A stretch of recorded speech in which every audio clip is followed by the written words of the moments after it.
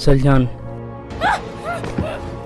सब कुछ मुझे बताओ, वरना मैं तुम्हें कुर्बानी की जानवर की तरह काट दूंगा। कल मैं शहादत पढ़ो ऐ औरत।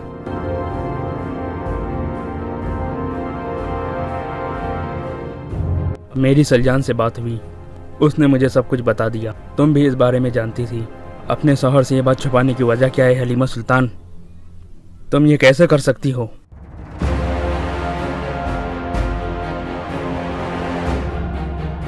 कल मैं शहादत पढ़ो ऐ औरत। अभी पढ़ लो, अभी मैं तुझे मार दूंगा।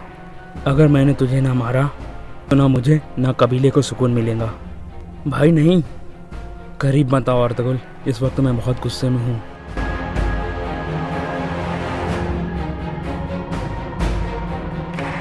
इजाज़त चाहूँगा। सरदार कुरकुद अपनी आखिरी सांसें ले रहे हैं। हाँ।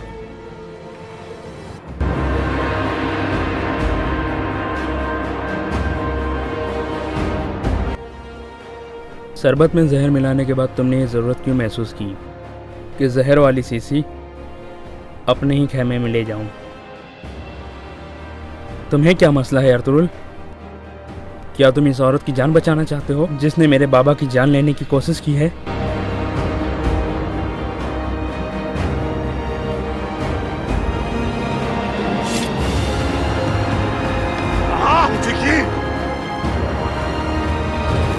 हाथ छोड़ो मेरा।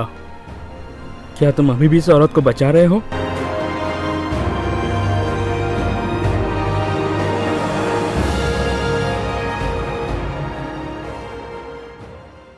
अस्सलाम वालेकुम नाज़रीन, पिछली किस्त में आपने देखा था कि अयतुल्लाह ने सरदार कुरकुद को जहर दे दिया था और इसका इल्ज़ाम बानो जी पर लगा दिया था।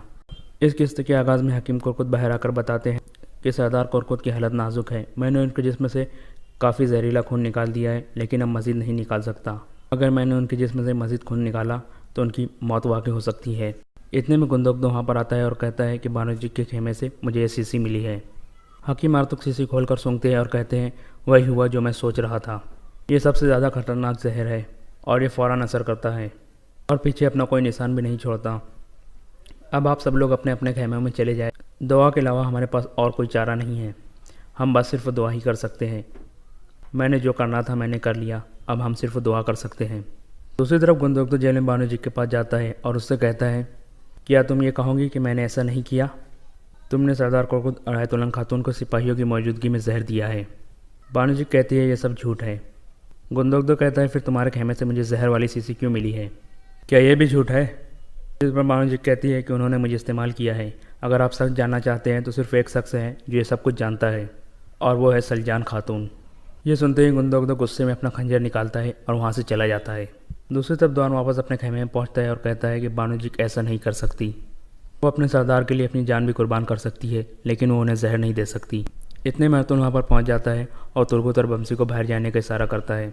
तुर्गुत और बमसी के बाहर जाने के बाद अर्तुल दौन से पूछता है कि बानो जी के मामले में तुम क्या कहना चाहते हो?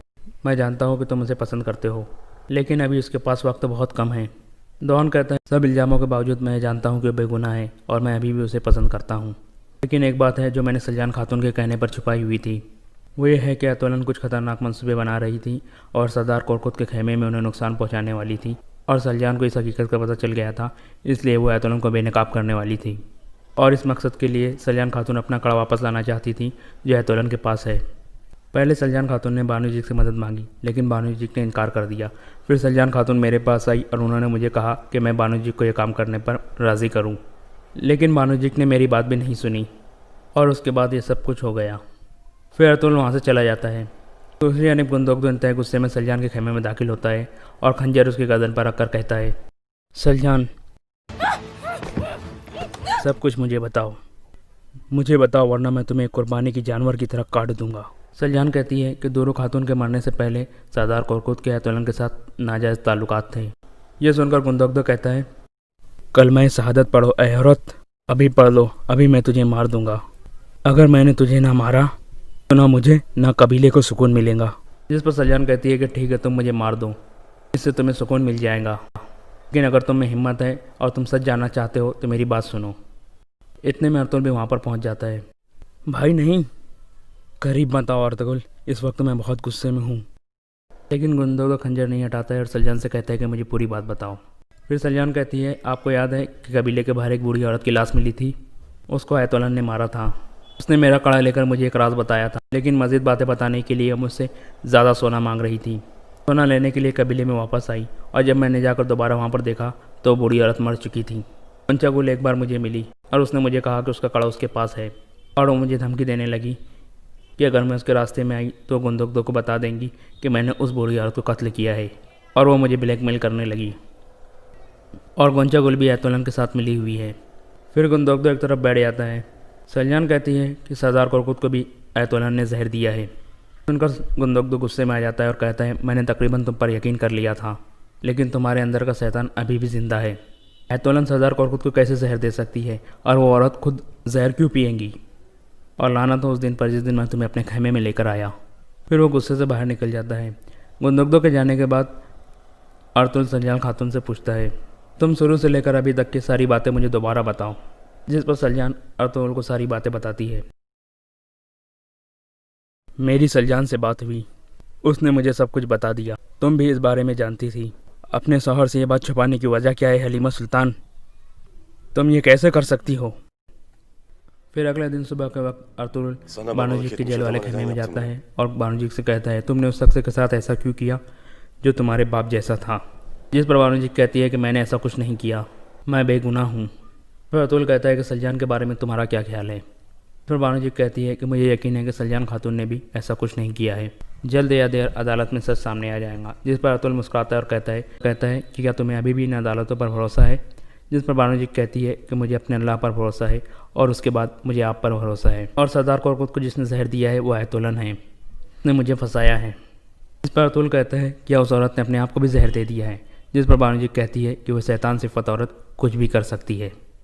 दूसरी जानिब सरदार कोरकुत और आयतुल्लाह का इलाज चल रहा था। आयतुल्लाह होश में आ गई थी, लेकिन सरदार कोरकुत अभी भी बेहोशी की हालत में थे। इतने में हेमा खातून वहाँ पर पहुँचती है। आयतुल्लाह दोबारा आंखें बंद कर लेती है।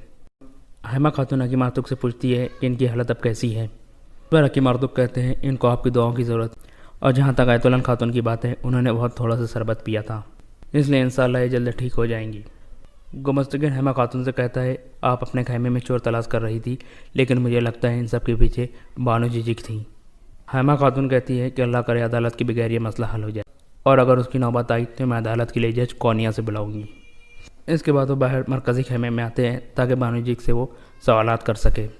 फिर गुमस्तगिन सिपाहियों से कहता है कि बानोजिक को अंदर लाओ। फिर गुमस्तगिन बानोजिक से कहता है, हम ये मसला अदालत के बगैर हल करना चाहते हैं। हमारा जुर्म साबित हो गया है, तुम एतराफ़ कर लो और हम सबको इस मुसीबत से बचा लो। इस पर बानोजिक कहती है कि मैं बेगुनाह हूँ और मैं सब कुछ अदालत में बताऊँगी। सुनकर तोतकिन गुस्से में आ जाता है और कहता है कि तुम अदालत को क्या बताऊंगी? क्या तुम अदालत को यह बताऊंगी कि तुमने उन्हें कैसे मारा है, कैसे तुमने उन्हें जहर पिलाया है? गुंदोगदो तोतकिन को कंट्रोल करता है। फिर हेमा खातून बानोजिक से कहती है, तुम अदालत का इंतज़ार क्यों कर रही हो? तुम हमें अभी बता दो। फिर बानोजिक कहना शुरू करती है, उस रात मैंने शादी वाला शरबत उन दोनों को दिया और फिर खेमे से बाहर आ गई। थोड़ी देर बाद आयतुल्लाह ने मुझे चिल्लाकर आवाज़ दी। मैंने अंदर जाकर देखा तो सरदार कोरकुत ज़मीन पर पड़े हुए थे, और फिर आयतुल्लाह खातून ने मुझ पर अपने खंजर से हमला कर दिया और मुझे कातिल कातिल कहने लगी। फिर मैंने अपनी जान बचाने के लिए अपने दिफा में आयतुल्लाह खातून पर हमला कर दिया।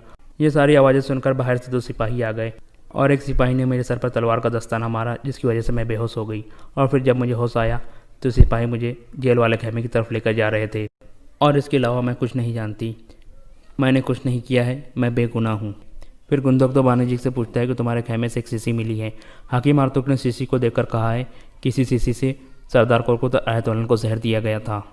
तुम मुझे ये बताओ कि वो शीशी तुम्हारे खेमे में क्या कर रही थी? इस पर बानोजिक कहती है, जिस किसी ने जहर दी है उसी ने ये शीशी मेरे खेमे में रखकर मुझे फंसाने की कोशिश की है। फिर अर्तुल बानोजिक से पूछता है, शरबत में जहर मिलाने के बाद तुमने ये ज़रूरत क्यों महसूस की कि जहर वाली शीशी अपने ही खेमे में ले जाऊं? तुम्हें क्या मसला है अर्तुल? क्या तुम इस औरत की जान बचाना चाहते हो जिसने मेरे बाबा की जान लेने की कोशिश की है? बानोजिक कहती है, जिस किसी ने ये किया है वो हम सबको बेवकूफ़ बनाना चाहता है। इंशाअल्लाह सरदार को कुछ सेहतमंद होंगे और वो सबको सच सच बता देंगे। इतने में हकीम आर्तुक वहाँ पर आ जाते हैं और कहते हैं, इजाज़त चाहूँगा, सरदार कोरकुत अपनी आखिरी सांसें ले रहे हैं। हकीम आर्तुक की बात सुनकर सारे लोग फ़ौरन उठकर अंदर चले जाते हैं। सरदार कोरकुत आयतुल्लाह का नाम लेना चाह रहे थे, लेकिन उनके मुँह से आवाज़ नहीं निकल पा रही थी। ये देखकर आयतुल्लाह काफ़ी घबरा जाती है। कि कहीं ये मेरा नाम ना ले ले। थोड़ी ही देर में सरदार कोरकुट को दम निकल जाता है और उनका इंतकाल हो जाता है। सब रोने लगते हैं। जब कैतुलन सरदार कोरकुट की मौत देखकर खुश होती है और सुकून का सांस लेती है। बानो जिग भी उधर ही मौजूद थी। वो ये देखकर रोने लगती है। इतने में तोतकिन खड़ा होता है और बानो जिग पर हमला कर देता है।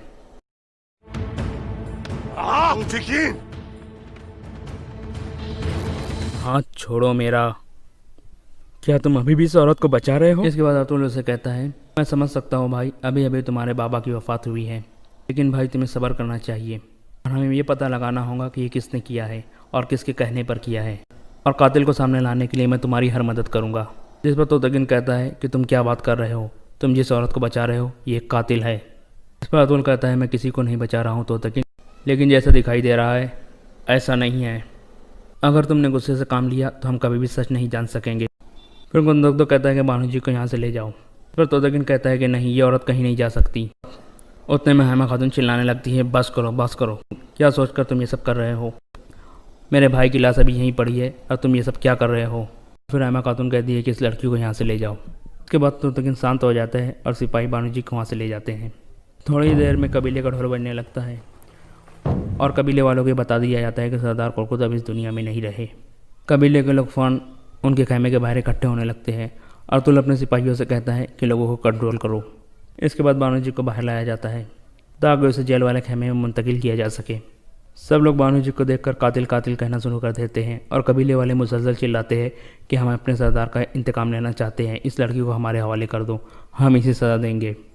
जबकि सिपाही बानो जी को अपनी हिफाजत में लेकर आगे बढ़ने लगते हैं। दूसरी तरफ बैतुलन भी रोने का ड्रामा कर रही थी। वो तोतकिन को भड़काती है, तुम जब तक उस औरत को मार ना देना तुम सुकून से ना बैठना। और फिर गुमस्तकीन भी तोतकिन को भड़काता है और कहता है, आज जनाजे के बाद तुमने सबसे पहला काम ये करना है कि तुमने अदालत लगाना है और इस औरत को आज की आज ही सज़ा दिलाना है। दूसरी जने बानो जी को दोबारा पिंजरे में बंद कर दिया जाता है। बानो जी दौन से कहती है कि देखो तुम्हारा क्या हाल हो गया है और ये सब मेरी गलती है। जिस पर दौन कहता है कि ऐसा मत कहो, मैं तुम्हें इन गीदड़ों का शिकार नहीं बनने दूंगा। इतने में तोतकिन का सिपाही बॉज अंदर दाखिल होता है और दौन से कहता है, खैर है दौन, कातिल के साथ तुम्हारा कोई काम अधूरा रह गया है क्या? दौन कहता है, जब सच सामने आएगा तो तुम अपने अल्फाज के लिए माफ़ी मांगोगे मुझसे। बॉज कहता है कि तुम दुआ करो कहीं तुम्हें अपने अल्फाज पर मुझसे माफ़ी ना मांगने पड़े, क्योंकि जो भी इस औरत का साथ देगा उसको भी कातिल समझा जाएगा। दौन फ़ौरन खंजर निकाल कर उसकी गर्दन पर रख देता है। बानो जी उसे रोक देती है। इसके बाद दौन बाहर निकल जाता है। खैमे के बाहर गुंदोक अतुल से पूछता है, क्या तुम्हें यकीन है कि ये लड़की बेगुनाह है? जिस पर अतुल गुंदोक से कहता है कि मैं हकीकत जानना चाहता हूँ भाई, और जहाँ तक मेरा ख्याल है तुम भी सच जानना चाहते हो। और यहाँ पर ये एपिसोड खत्म हो जाता है। नाज़रीन, आपसे रिक्वेस्ट है, अगर अभी तक आपने अतुल फैन को सब्सक्राइब नहीं किया है तो अतुल फैन को सब्सक्राइब कर ले और साथ ही बेल आइकन भी दबा देता है कि हमारी वीडियो टाइम पर आपको पहुँचती रहे। काजी बहाउद्दीन सत्तार ने अपनी डायरी, जो कि अरबी ज़बान में लिखी गई थी, इस वाक़ये को यूँ बयान किया है कि वह 500 सवारों के साथ वहाँ पहुँचा। रहनुमाई इस फौज के कमांडर ने की जो पहले ही वहाँ मौजूद था। सैकड़ों सौडानी अब से दूर दूर खड़े थे। उनमें से बाज़ घोड़ों और ऊँटों पर सवार थे। उनके पास बर्छियाँ, तलवारें और कमानें थीं। हमने अपने तमाम तर सवारों को इस पहाड़ी जगह के इर्द गिर्द इस तरह खड़ा कर दिया था कि बाज़ घोड़ों हमने अपने तमाम सिपाहियों को इस पहाड़ी जगह के इर्द गिर्द इस तरह खड़ा कर दिया था कि उनके मुंह बाहर की तरफ और उनकी कमानों में तीर थे, और जिनके पास कमानें नहीं थीं उनके हाथों में बर्छियाँ थीं। खतरनाक होरेज़ लड़ाई का था। मैं अलनासिर के साथ अंदर गया। बुत को देखकर मैंने कहा कि फ़िरौनों की यादगार है। हबशियों की लाशें पड़ी हुई थीं। हर जगह घूम फिर कर देखा। दो पहाड़ियों के दरमियान एक खंडर था जो फ़िरौनों के वक्तों की खुशनुमा इमारत थी। दीवारों पर उस ज़माने की तहरीरें थीं। अल्फाज लकीरों वाली तस्वीरों की मानदीद थी। कोई सुबह ना रहा कि फ़िरौनों की जगह है। दीवार जैसी एक कदीम पहाड़ी के दामन में झील थी, जिसके अंदर और बाहर दो दो कदम लंबे मगरमच्छ थे। झील का पानी पहाड़ी के दामन को काटकर पहाड़ी के नीचे चला गया था। पानी के ऊपर पहाड़ी की जगह छत थी। जगह खौफनाक थी। हमें देखकर बहुत सारे मगरमच्छ किनारे पर आ गए और हमें घूरने लगे। मैंने सिपाहियों से कहा, हबशियों की लाशें झील में फेंक दो, ये भूखे मालूम होते हैं। वो लाशें घसीट कर लाए और झील में फेंक दिया। मगरमच्छों की तादाद का अंदाज़ा नहीं, पूरी फ़ौज थी। लाशों के सर बाहर रहे और ये सर पानी में डोलते रहे, पहाड़ी के अंदर चले गए। फिर परवत की लाश आई। इसने दूसरे इंसानों को मगरमच्छ के आगे फेंका था। हमने इसे भी झील में फेंक दिया मगरमच्छों के आगे। 2 सिपाही 4 सूडानी लड़कियों को लाए। वो कहीं छुपी हुई थी और नंगी थी। कमर के आगे एक पत्ता और एक पत्ता पीछे बंधा हुआ था। मैंने और अल नासिर ने मुंह फेर लिया। सिपाहियों से कहा कि इन्हें कपड़े पहनाओ। जब इनके जिस्मों पर कपड़ों में छुप गए तो देखा कि वो बहुत खूबसूरत थी, रोती थी, डरती थी। हमारे तर्जुमान को उन्होंने वहाँ का हाल अपनी ज़बान में बयान किया, जो बहुत शर्मनाक था। मुसलमान को औरत ज़ात का यह हाल बर्दाश्त नहीं करना चाहिए। औरत अपनी हो या किसी और की, काफिर की हो, इस्लाम इसे बेटी कहता है।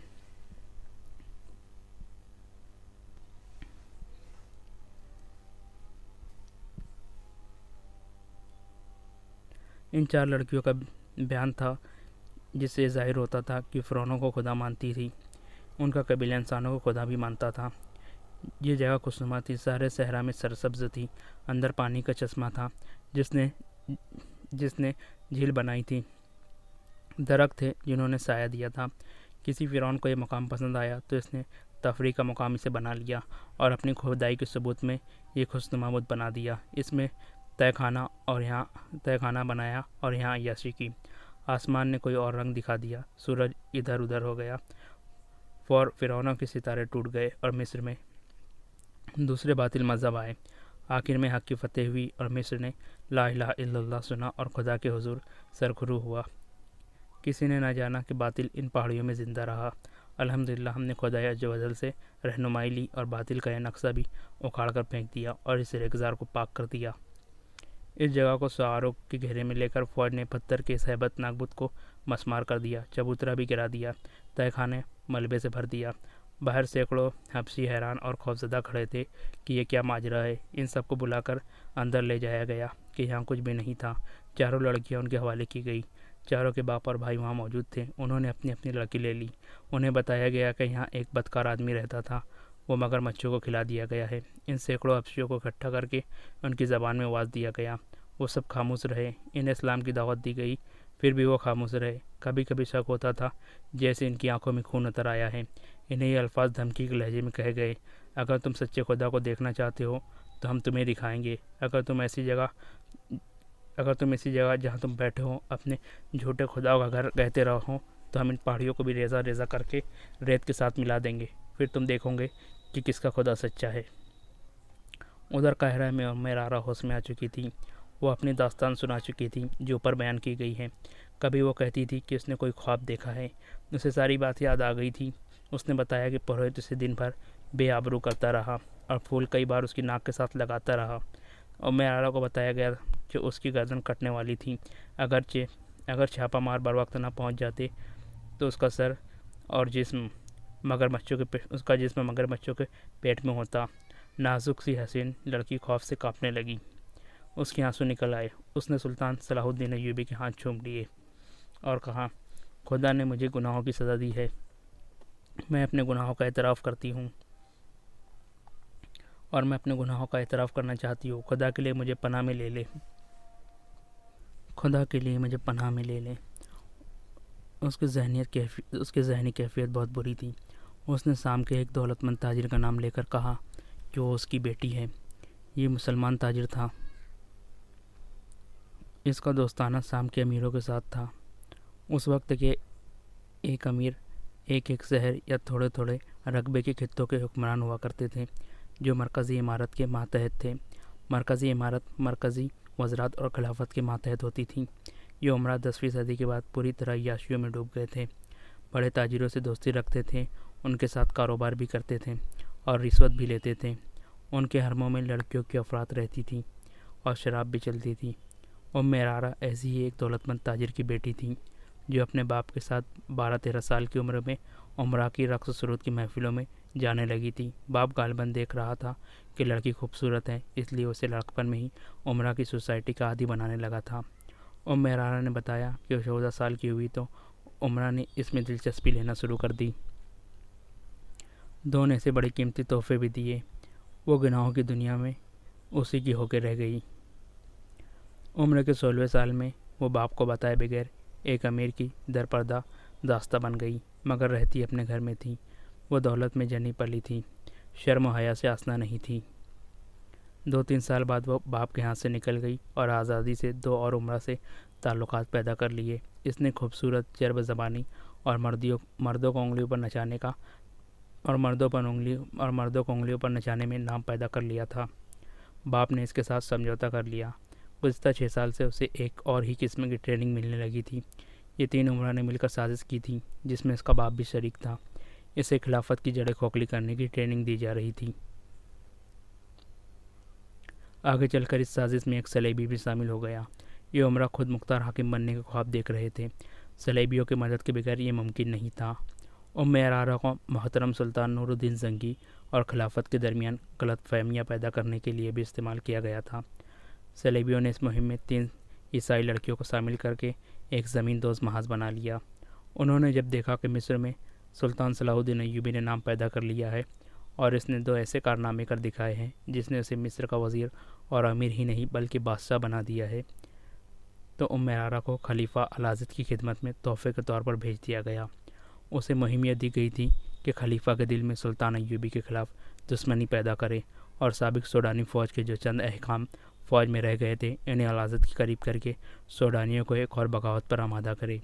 उसे दूसरी मुहिम यह दी गई थी कि खलीफा अल-आज़िद को आमादा करे कि सूडानी जब बगावत करे तो उन्हें हथियारों और साजो सामान से मदद देगा और अगर मुमकिन हो सके तो सलाहुद्दीन अय्यूबी का फ़ौज का कुछ हिस्सा बागी करके सूडानियों से मिला दे। खलीफा कुछ और ना कर सके तो अपना मुहाफ़िज़ दस्ता सूडानियों के हवाले करके खुद सुल्तान अय्यूबी के पास जाकर पनाह ले ले और कहे कि इसके मुहाफ़िज़ बागी हो गए हैं। मुख्तसर ये कि सलाहुद्दीन अय्यूबी के ख़िलाफ़ ऐसा महाज कायम करना था जो उसे मिस्र से भागने पर मजबूर कर दे और वो बाकी उम्र गुमनामी में गुजार दे। अरारा ने सुल्तान अय्यूबी को बताया कि मुसलमान के घर पैदा हुई थी, लेकिन बाप ने उसे मुसलमानों की ही जड़ें काटने की तरबियत दी और सल्तनत इस्लामिया के उमरा ने अपने ही दुश्मनों के साथ मिलकर अपनी ही सल्तनत को तबाह करने की कोशिश की। इस लड़की ने खलीफा अल-आज़िद का दिमाग अपने कब्ज़े में ले लिया और सुल्तान अय्यूबी के खिलाफ कर दिया। रजब को इस साजिश में शरीक कर चुकी थी। रजब ने दाऊद और फ़ौजी हुकाम को अपने साथ मिला लिया था। रजब इस सिलसिले में यह काम किया था कि खलीफा के मुहाफ़िज़ दस्ते में मिस्रों की जगह सूडानियों को रखता था। अरारा को खलीफा के पास भी आए हुए अभी 2-2.5 महीने हो गए थे। वो कसर खिलाफत पर गालिब आ गई थी और हरम की मलका बन गई थी। इसने ये इंकशाफ भी किया कि खलीफा सुल्तान अय्यूबी को कत्ल कराना चाहता है और रजब ने हसे सिंध से मिलकर कत्ल का इंतज़ाम भी कर दिया है। ये महज इत्तेफाक की बात है कि सुल्तान अय्यूबी ने खलीफा के बेकार वजूद और ऐश-परस्ती से तंग आकर इसके खिलाफ कार्रवाई शुरू कर दी थी और यह भी इत्तेफाक था कि अरारा को वही लोग अगवा करके ले गए जिन्हें वो सुल्तान अय्यूबी के खिलाफ लड़ाना चाहती थी। और ये इत्तेफाक तो बड़ा ही अच्छा था कि सुल्तान अय्यूबी ने रजब से मुहाफ़िज़ दस्ते की कमान ले ली और वहाँ अपनी पसंद का एक नायब सालार भी भेज दिया था। मगर इन इत्तेफाकात ने हालात का धारा मोड़कर सुल्तान अय्यूबी के लिए एक ख़तरा पैदा कर दिया। सुल्तान ने अरारा को अपनी पनाह में रखा। लड़की बुरी तरह पछता रही थी और गुनाहों का कफ़ारा अदा करना चाहती थी। कुदरत ने उसे एक धचका देकर उसका दिमाग दुरुस्त कर दिया था। सुल्तान अय्यूबी ठंडे दिल से सोचने लगा उस साजिश में जो हक्काम शामिल है उसके साथ वो क्या सलूक करे। दूसरे दिन अल-नासिर और बहाउद्दीन सद्दात फ़िरौनों के आखिरी निशान मिटाकर फ़ौज वापस ले आए। 8 दिनों के बाद रात का पिछला पहर था। सुल्तान अय्यूबी के जागने में भी कुछ देर बाकी थी। उसे मुलाजिम ने जगाकर कहा, अल-नासिर, अली बिन सुफियान और 2 नायब आए हैं। सुल्तान उछल कर उठा और मुलाकात के कमरे में चला गया। उन्हें काम के साथ इन दस्तों में से एक कमांडर भी था जो शहर से दूर गश्त करते रहते थे। सुल्तान अय्यूबी को बताया गया कि कमोबेश 6000 सूडानी, जिनमें बरतरफ सूडानी फ़ौज के अफराद हैं और इस वैसी कबीले के जिसके बातिल अकीदे को मलियामेट किया गया है, मिस्र की सरहद में दाखिल होकर एक जगह पड़ाव किए हुए है। इस कमांडर ने यह अक्लमंदी की कि आम लिबास में 270 सवार ये मालूम करने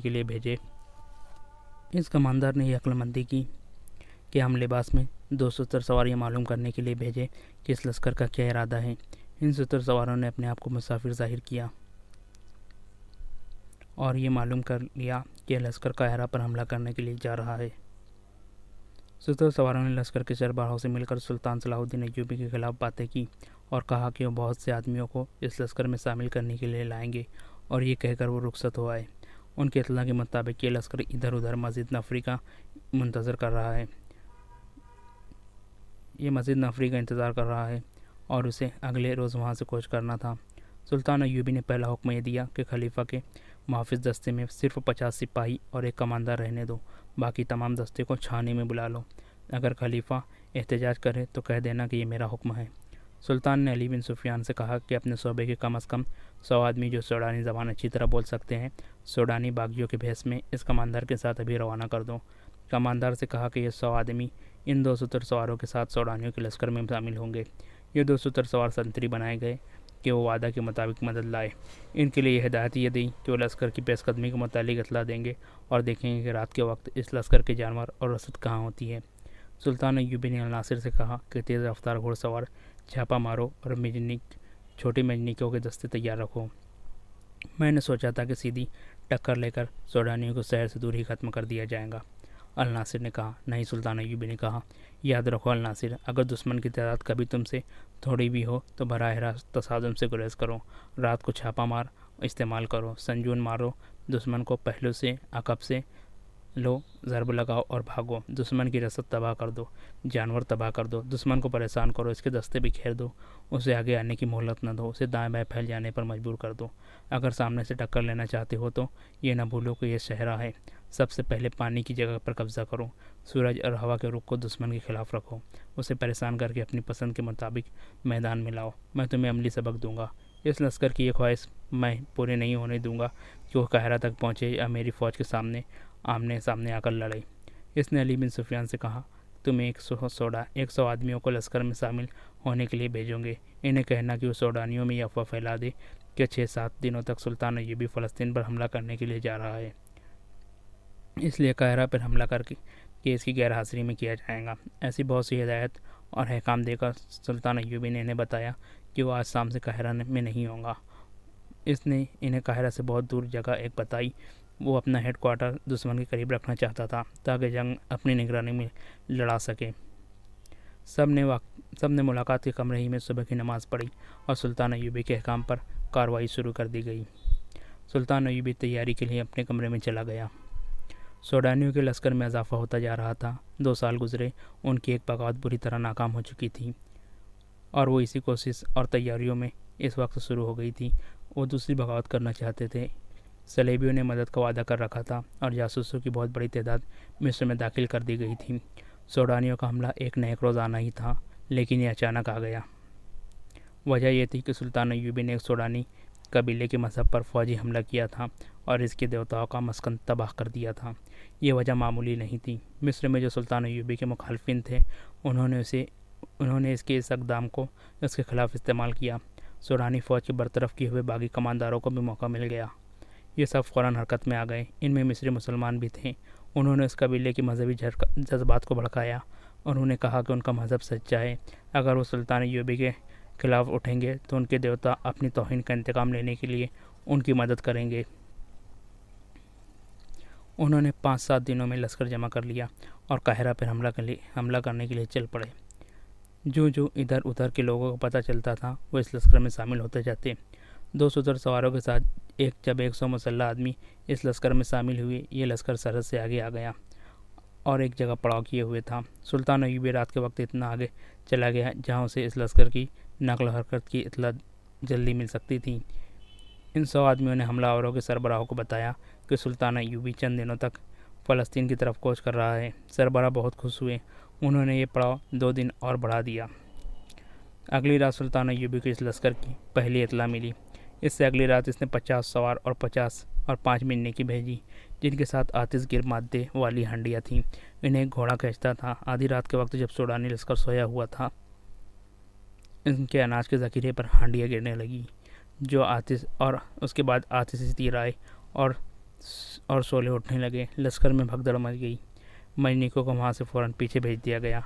50 सवारों ने 3-4 हिस्सों में तकसीम होकर घोड़े सरपट दौड़ाए और लश्कर के पहलुओं के आदमियों को कुचलते और बर्छियों से ज़ख्मी करते हुए गायब हो गए। लश्करियों को संभलने का मौका न मिला। आग के शोलों से यहाँ अनाज का ज़ख़ीरा जल उठा। वहाँ ऊँट और घोड़े बिदक कर इधर उधर भागने लगे। सुल्तान अय्यूबी के सवार एक बार फिर आए और तीर बरसाते गुजर गए। वो इसके बाद नहीं आए। दूसरे दिन इतला मिली कि सूडानियों को कमोबेश 400 आदमी आग से, घोड़ों और ऊँटों के भगदड़ मचने और छापामारों के हमले से मारे गए हैं। तमाम तरह अनाज जल गया और तीरों का जखीरा भी नजर आतिश हो गया था। लश्कर ने वहाँ से कूच किया और रात ऐसी जगह पड़ाव किया जहाँ इधर उधर मिट्टी के टेले थे। इस जगह संजून का खतरा नहीं था। अब रात को गश्ती दस्ते भी पड़ाव से दूर दूर गश्त करते रहते, मगर हमला फिर भी हुआ। उसका अंदाज़ा भी गुज़िश्ता रात जैसा था। लश्कर के सरबराहों को मालूम नहीं था कि उनके 2 गश्ती दस्ते सुल्तान अय्यूबी के छापामारों की घात में आ गए थे और मारे गए थे। तीर अंदाजों ने टीलों से आतिशी तीर चलाए और गायब हो गए। शहर का धुंधलका था और बिखरने लगा और सुबह होने तक ये संजून जारी रहे।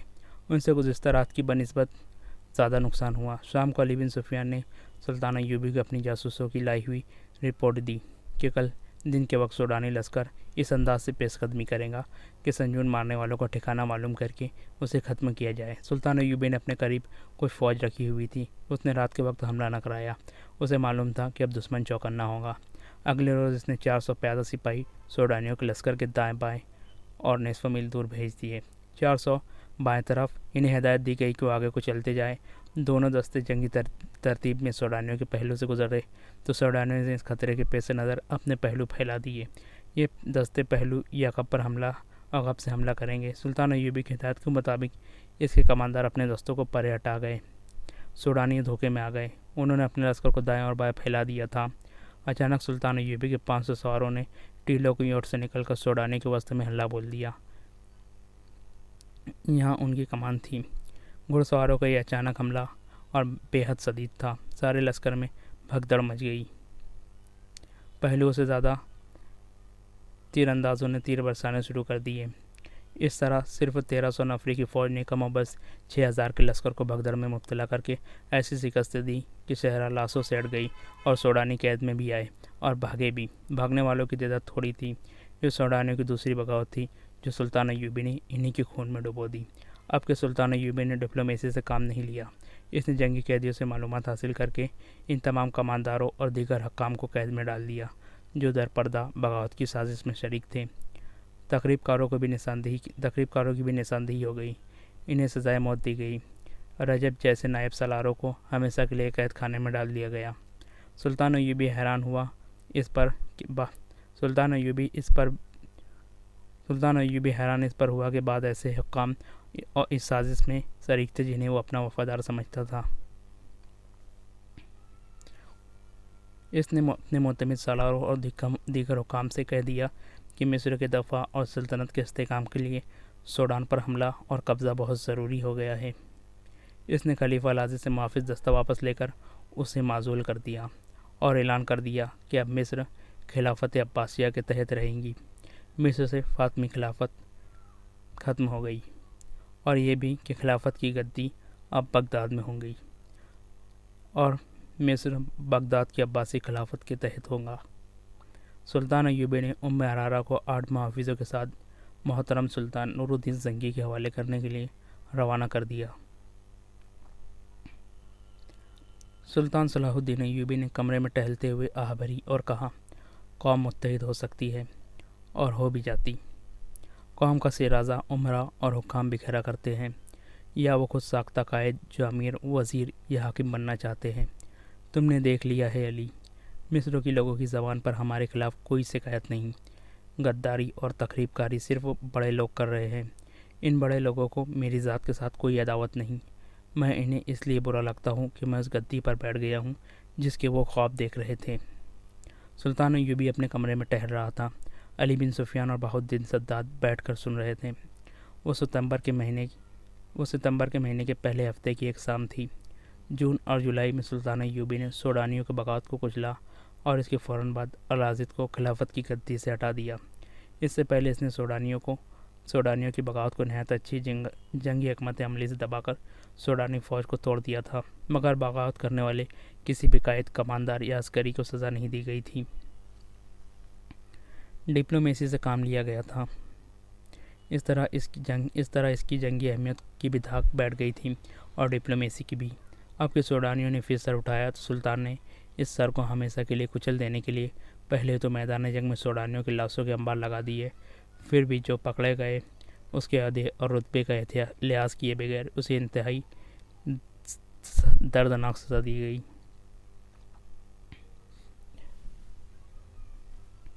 अक्सरियत को तो जल्लाद के हवाले कर दिया गया, बाकी जो बचे इन्हें लंबी कैद में डाल दिया गया या मुल्क बदर करके सूडान की तरफ निकाल दिया गया।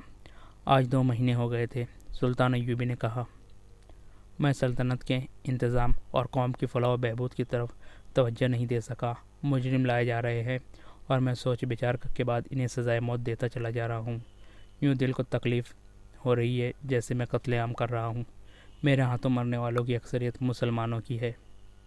मोहतरम अमीर बहाउद्दीन सद्दाद ने कहा, एक काफिर और एक मुसलमान एक ही किस्म का गुनाह करे तो सज़ा ज़्यादा मुसलमान को मिलनी चाहिए, क्योंकि इस तक अल्लाह के सच्चे दीन की रोशनी पहुंच चुकी थी, फिर भी इसने गुनाह किया। काफिर तो अक्ल अंधा होता है, मज़हब का भी अंधा। आप इस पर गम न करें कि आपने मुसलमानों को सज़ा दी, वो गद्दार थे। सल्तनत इस्लामिया आप पर इस पर गम न करें, वो सल्तनत इस्लामिया के बागी थे। उन्होंने इस्लाम का नाम मिट्टी में मिलाने के लिए काफिरों से इत्तेहाद कर लिया था। मेरा असल गम यह है सद्दाद। सुल्तान अय्यूबी ने कहा कि मैं हुक्मरान बन के मिस्र में नहीं आया। अगर मुझे हुकूमत करने का नशा होता तो मिस्र की मौजूदा फ़िज़ा मेरे लिए साजगार थी। जिन्हें सिर्फ मिद्दत की गद्दी से प्यार होता है, वो साजिशी जहन के हाकिमों को ज़्यादा पसंद नहीं करते। वो कौम को कुछ दिए बगैर लोगों को दिलकश मगर झूठे रंगों की तस्वीरें दिखाते रहते हैं। अपने ज़ाती अमले में शैतानी कसलत के अफराद को रखते हैं। वो अपने मातहत हाकिमों को शहजादों का दर्जा देते हैं और खुद शहंशाह बन जाते हैं। मैं कहता हूँ कि मुझसे ये गद्दी ले लो, लेकिन मुझसे वादा करो कि मेरे रास्ते में कोई रुकावट खड़ी ना करना। मैं जो मकसद लेकर घर से निकला हूँ वो मुझे पूरा कर लेने दो। मोहतरम सुल्तान नूरुद्दीन ज़ंगी ने हज़ारों जानों की कुर्बानी देकर और दरियाए नील को अरब के मुजाहिदों के खून से सुर्ख करके शाम और मिस्र का इत्तेहाद कायम किया है। मुझे इस मुत्तहिद सल्तनत को वसअत देनी है। सूडान को मिस्र में शामिल करना है। फ़लस्तीन को सलेबियों से छुड़ाना है। सलेबियों को यूरोप के वस्त में ले जाकर किसी कोसे में घुटनों पर बिठा देना है। और मुझे ये फतवात अपनी हुक्मरानी के लिए नहीं बल्कि अल्लाह की हुक्मरानी के लिए हासिल करनी है। मगर मिस्र मेरे लिए दलदल बन गया है। वो कौन सा कोसा है जहाँ साजिश, बगावत और गद्दारी नहीं है। इन तमाम साजिशों के पीछे सलेबी है। अली बिन सुफियान ने कहा, मैं हैरान हूँ कि वो किस बेदर्दी से अपनी जवान लड़कियों को बेहयाई की तरबियत देकर हमारे खिलाफ इस्तेमाल कर रहे हैं। इन लड़कियों की खूबसूरती का अपना जादू है। उनका तिलिस्म उनकी ज़बान में है। ज़बान का वार तलवार से गहरा होता है। सुल्तान अय्यूबी ने कहा, वो अक्ल, गद्दारी और कमज़ोरियों को भांप सकती है। अली, वो अपनी ज़बान से ऐसे अंदाज में और ऐसे मौके पर अल्फाज कहलवाएंगी कि तुम अपनी तलवार न्याम में डालकर दुश्मन के आगे घुटनों पर बैठ जाओगे। सलेबियों के पास 2 ही हथियार हैं, अल्फाज और हैवानी जज्बा, जिसे इंसानी जज्बे पर गालिब करने के लिए वो अपनी जवान और खूबसूरत लड़कियों को इस्तेमाल कर रहे हैं। उन्होंने मुसलमान उमरा और हुक्काम के दिलों में से मज़हब निकाल दिया है। सिर्फ हुक्काम नहीं है, मेरे मोहतरम अली बिन सुफियान ने कहा, मिस्र के आम लोगों में भी बदकारी आम हो गई है। यह सलेबियों का कमाल है। दौलतमंद मुसलमानों के घरों में भी बेहयाई शुरू हो गई है। यही सबसे बड़ा खतरा है। सुल्तान अय्यूबी ने कहा, मैं सलेबियों के सारे लश्कर का मुकाबला कर सकता हूँ और किया है, मगर मैं डरता हूँ कि सलेबियों के सवार को नहीं रोक सकूँगा। और जब मेरी नज़र मुस्तकबिल पर झांकती है तो मैं काँप उठता हूँ। मुसलमान बराह नाम मुसलमान रह जाएंगे। इनमें बेहयाई सलेबियों वाली होंगी। उनके तहजीब व तमद्दुन पर सलेबी रंग चढ़ा हुआ होगा। मैं मुसलमानों की कमज़ोरियाँ को जानता हूँ। मुसलमान अपने दुश्मन को नहीं पहचानते, इसके बिछाए हुए खूबसूरत जाल में फंस जाते हैं। मैं सलेबियों की कमज़ोरियाँ जानता हूँ। वो बेशक मुसलमानों के ख़िलाफ़ मुत्तहिद हो गए हैं, लेकिन उनके अंदर से दिल फटे हुए हैं। फ्रांसीसियों और जर्मन एक दूसरे के खिलाफ़ हैं। बरतानवी और अतालवी एक दूसरे को पसंद नहीं करते। वो मुसलमानों को मुश्तरक दुश्मन समझकर इकट्ठे हो गए हैं, लेकिन इनमें अतावत की हद अभी तक इख्तलाफ मौजूद है। उनका शाह अगस्टस दोगला बादशाह है, बाकी भी ऐसी ही है, मगर उन्होंने मुसलमान उमरा को औरत के हुस्न और सर जहरात की चमक दमक से अंधा कर दिखा है। अगर मुसलमान उमरा मुत्तहिद हो जाए तो सलेबी चंद दिनों में बिखर जाएंगे। अब फातमी खिलाफत को ख़त्म करके मैंने दुश्मनों में इजाफा कर लिया है। फातमी अपनी गद्दी की बहाली के लिए सोडानियों और सलेबियों से साजबाज कर रहे हैं। उनके शायर को कल सज़ाए मौत दे दी गई है। अली बिन सुफियान ने कहा, जिसका मुझे बहुत अफसोस है। सुल्तान अय्यूबी ने कहा, अमारतुल यमीनी की शायरी ने मेरे दिल पर गहरा असर किया था, मगर इसने अल्फाज और तरन्नुम को चिंगारियाँ बनाकर इस्लाम के दामन को जलाने की कोशिश की थी। मारुतुल यमीनी उस दौर का मशहूर शायर था। उस दौर में और उससे पहले भी लोग शायरों को पीरों और पैगंबरों को जितना दर्जा देते थे, शायर अल्फाज और तरन्नुम से लोगों में जज्बे की नई रूह फूंक दिया करते थे। यही दर्जा इस मुसलमान शायर को हासिल था। इसने लोगों में जो मकाम पैदा कर रखा था, इससे इसने ऐसे इस तरह के अल्फाज इस्तेमाल करना शुरू कर दिए थे। एक तरफ वो लोगों में जिहाद का जज्बा पकता करता था और साथ ही फातमी खिलाफत की अजमत की धाक लोगों के दिलों में बिठाता था। इसे फातमी खिलाफत की इतनी पुस्त पनाही हासिल थी कि इसने सुल्तान अय्यूबी के खिलाफ जहर उगलना शुरू कर दिया था। इसके आखिरी आसार ये थे, मुझे फातमी खिलाफत की मोहब्बत का ताना देने वालों, मुझ पर लानत भेजो, मैं तुम्हें लानत के लायक समझता हूँ। फातमी महलात की वीरानी पर आंसू बहाओ, इनमें रहने वालों को मेरा पैगाम दो कि मैंने तुम्हारे लिए जो जख्म खाए हैं वो कभी मंद ना होंगे। इसके घर अचानक छापा मारा गया। वहाँ से दस्तावेजी सबूत मिला कि वो सिर्फ फातमी खिलाफत का ही भाई ख्वाह नहीं था, बल्कि वो सलेबियों का भी वजीफ़ा ख्वार था। सलेबियों से इस मकसद के लिए वजीफ़ा देते थे कि वह मिस्रियों के दिलों पर फातमी खिलाफत को गालिब करे और सुल्तान अय्यूबी के खिलाफ नफरत पैदा करता रहे। इसे सजाए मौत दे दी गई। जिस कौम का शायर भी दुश्मन के वजीफ़ा ख्वार हो, इस कौम के लिए ज़िल्लत और रुसवाई है। सुल्तान अय्यूबी ने कहा। दरबान अंदर आया और कहा, माजूल खलीफा अल-आज़िद का कासिद आया है। सुल्तान अय्यूबी के माथे पर सिकन के आसार गहरे हो गए। उसने कहा, खिलाफत के सिवा ये बूढ़ा मुझसे और क्या मांग सकता है। दरबान से कहा, इसे अंदर भेजो। अल-आज़िद का कासिद अंदर आया और कहा, खलीफा का सलाम पेश करता हूँ। वो खलीफा नहीं है। सुल्तान अय्यूबी ने कहा, 2 महीने हो गए उसे माजूल हुए, वो अपने महल में कैद है। माफ़ी चाहता हूँ काबिल इज़्ज़त एहतराम अमीर मोहतरम। कासिद ने कहा, आदत के तहत मुंह से निकल गया। अल-आज़िद बाद सलाम कहा है कि बीमारी ने बिस्तर पर मुझे डाल दिया है, उठना महाल है, मिलने की ख्वाहिश है। अगर अमीर मोहतरम तशरीफ़ ला सके तो एहसान होगा। सुल्तान अय्यूबी ने बेकरारी से अपने रान पर हाथ मारा और कहा, वो मुझे बुला रहा है क्योंकि वो अभी तक अपने आप को खलीफा समझता है। नहीं अमीर मिस्र, कासिद ने कहा, उनकी हालत बहुत ख़राब है। महल के तबीब ने खतरे का इज़हार किया है। ये इनका देरीना मर्ज़ है जो गुस्से और गम में तेज़ हो जाता है। अब तो उठने से भी माजूर हो चुके हैं। कासिद ने जरा झिझक कर कहा, उन्होंने ये भी कहा है कि अगर आप अकेले तशरीफ़ लाए, राज की 2-4 बातें हैं जो किसी और के सामने नहीं की जा सकती। इन्हें बाद सलाम कहना। सुल्तान अय्यूबी ने कहा, राज की सब बातें मैं जानता हूँ, अब राज की बातें खुदा से कहना, अल्लाह तुम्हें माफ़ करे। कासिद मायूस होकर चला गया।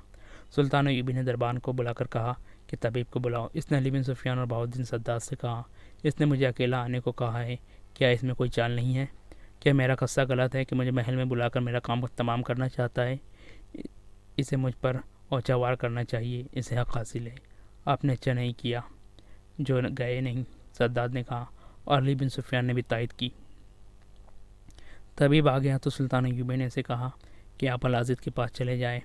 मैं जानता हूँ वो बहुत मुद्दत से बीमार है, मालूम होता है उसका तबीब मायूस हो गया है। आप जाकर देखिए और इसका इलाज करें। ये भी हो सकता है वो बीमार ना हो, मगर ऐसा है तो मुझे बताएं। साबिक खलीफा अल-आज़िद को इसी के महल में रहने की इजाज़त दे दी गई थी जो इसकी खिलाफत की गद्दी की थी। इस महल को इसने जन्नत बनाकर रखा था। हरम देश बदेश की खूबसूरत औरतों से पुरनौरनक था। लौंडियों का हजूम अलग लगा रहता था। सैकड़ों महफिजों का दस्ता मुस्तैद रहता था।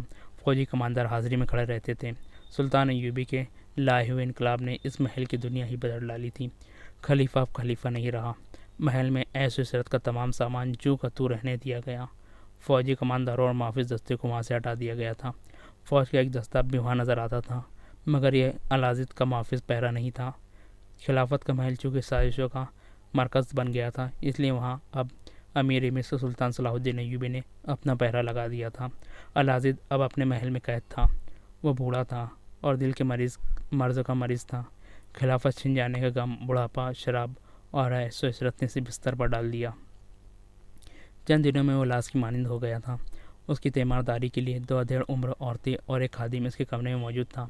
अल-आज़िद आँखें खोलता, इन्हें देखता और आँखें बंद कर लेता था। महल का तबीब इसे दवाई पिला गया था।